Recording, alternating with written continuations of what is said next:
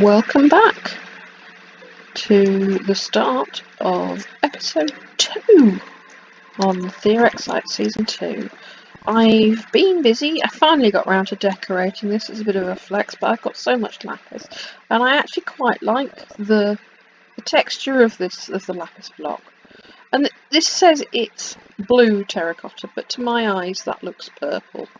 So, well, I like it. So there we go.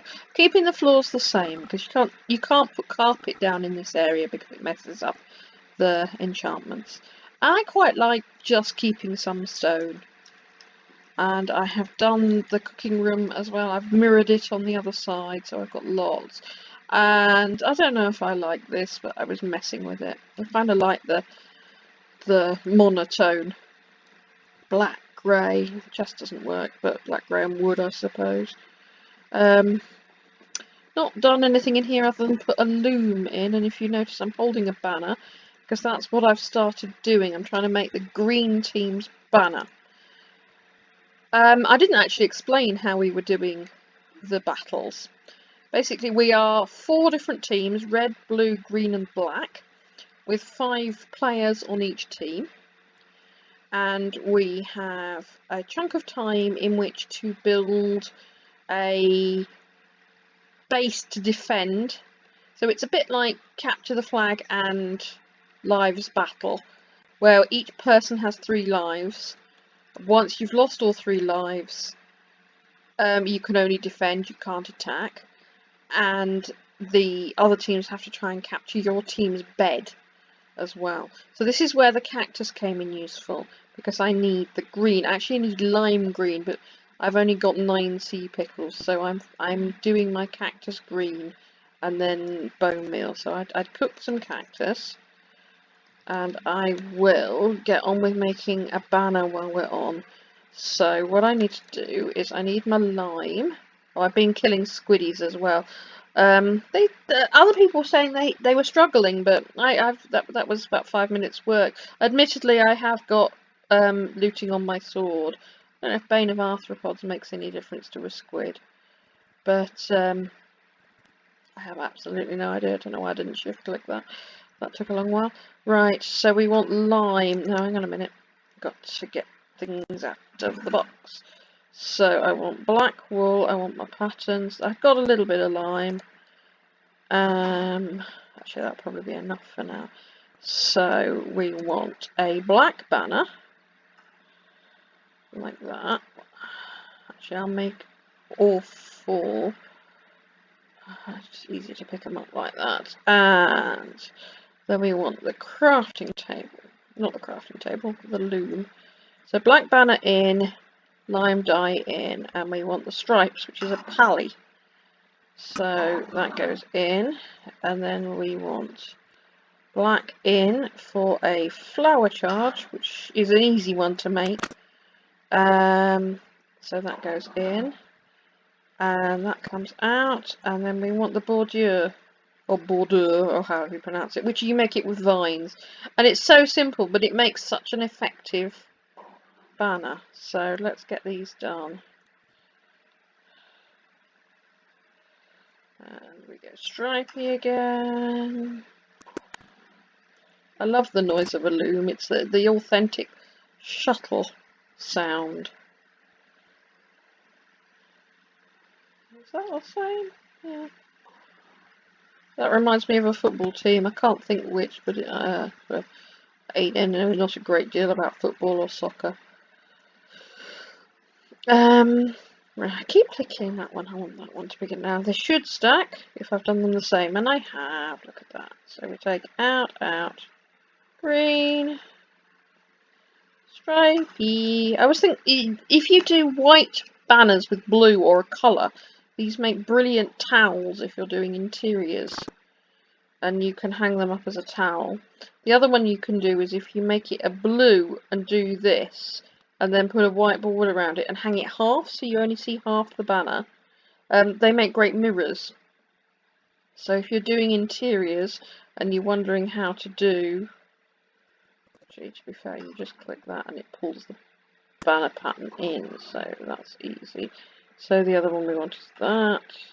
So that's 3 done. So I've got one, so that's 4 team members covered, so we need this 5th one. And then everybody's got a flag, and then I'll start making extras. But I don't want to go too hard on my black. I actually dyed some sheep black to shear them, rather than wasting the dye actually dyeing white wool. That's a much more efficient way of doing it. I know that seems incredibly simple, but sometimes the simple thing, I keep clicking that. Some people don't, sometimes the most simple things don't always occur to you. So there we go, 4 banners, and I am going to go decorate the place a little bit with our team banners. So I'll take these off to each of the team members. I'm just going to start keeping stuff like this in the chest. This is from my little workroom. And that's me for now. Can't talk. I've talked about banners for quite some time now. So that's it for this little chunk. Well, here we are looking at my patch of land from a rather different angle. I'll give you a bird's eye view before I explain what I'm doing up here. Oh, there's Al. Time to pick stuff up. So, nice snowy mountains, and then this beauty that Finest built. Go check his video out, Finest Oreos. It's incredible. He's done like Tory Gate portal as well. Right, and we look down, and this is what I'm standing on. I've pillared up on my latest load of copper. Oh, I love the new 117 blocks. And I'm going. Have I got? Yes, I'm just checking. I had got my fortune pick in my hand. Going down with my fortune pick to see what we get. Because it's mining with silk and then fortune in it, even with something like copper, does a really good job. So there we go. The chests at the front can be explained by Skip having to dump stuff at my base to rescue it from the destruction at his, because the Wither got summoned. Oh joy. So yeah, I was a place of refuge to dump things. Right, what have we got? What is new since I last did a little clip? In here is... I'll start on my beetroot. Let's find a block to stand on so we can see better. Oh, there's a few new things in here to talk about actually. Stand on a block. There we go. In here are the axolotls. Aren't they cute? Haven't found a blue one yet, but they're incredibly rare. I've got 5 little guys in here. I did have 4. These are 5 new ones because they escape. They climb out. I mean, which is fine, but unfortunately, climbing out round here equals cactus and sweet berry bushes, which is it's not a good idea for a little creature. So I think they met a prickly end. I've got some moss blocks and the moss carpet. I hit very lucky to find a shipwreck that wasn't even a shipwreck. It was basically half of a ship. I should have recorded it, but I didn't. Basically half of a ship wedged into an island, so the chest wasn't even submerged. So that was a really easy get. Yeah, and the other thing I've done, I spent quite a lot of time underground, as usual, getting new things from the 117 update, and then using them. Now, I can't remember if this was here before, I think it was. I built a way down, and then I decorated it. I'll talk you through these new blocks soon. So, these are glowberries. Lichen, I'm not sure how you're supposed to say it. They do produce a certain degree of light, maybe not quite enough, So under the moss blocks, no, not under the moss blocks, I put some grey carpet in to break it up. Under there, there are some torches as well. So what have we got? We're starting in this corner. We've got tuft. Oh no, tough, not tuft.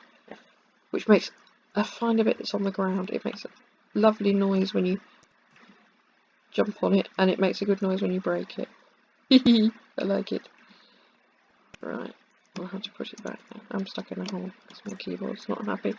Right, let's pick block and put that back. We have dripstone block and dripstones.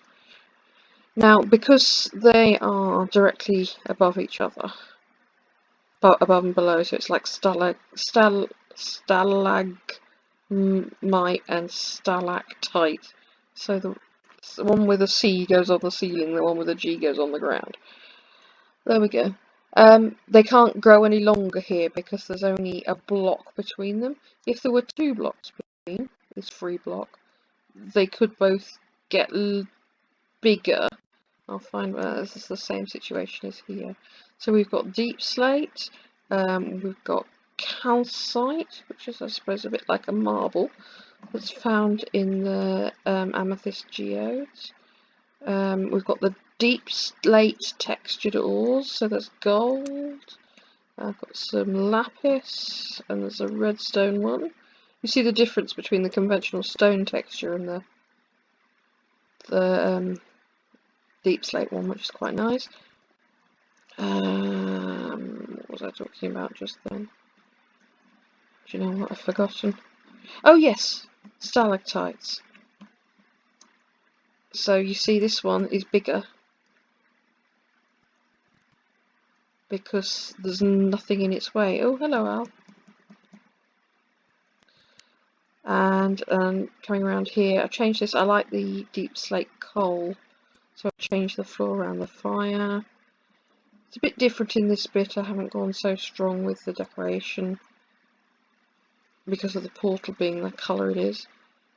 More dripstone, and the flowering azalea are sort of trailed down with those. In this bit I've just used conventional oak. It's a bit darker because I'm in the mountains. It's a dark green.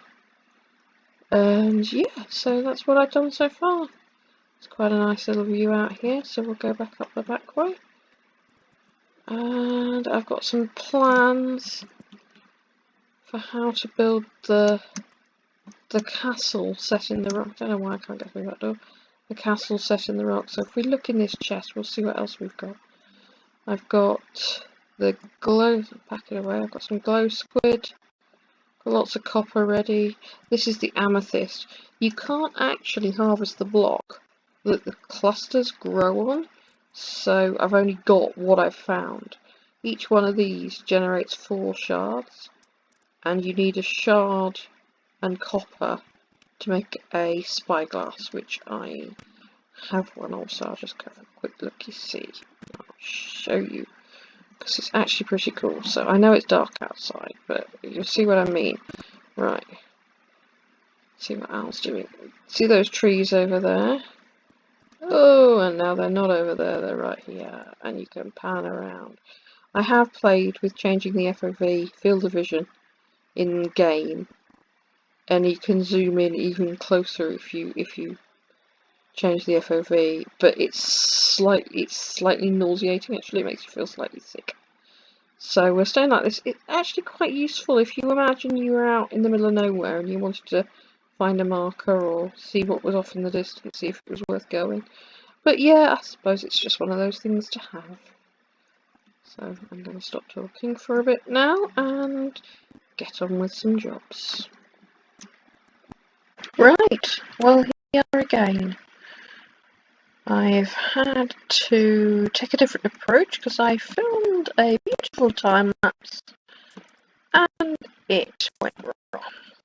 It's just, it won't even load in the editor. So what happened? I will show you what I thought should have been in the time lapse. I decided that having looked at the new blocks, I would have an experiment, so I built myself a gateway.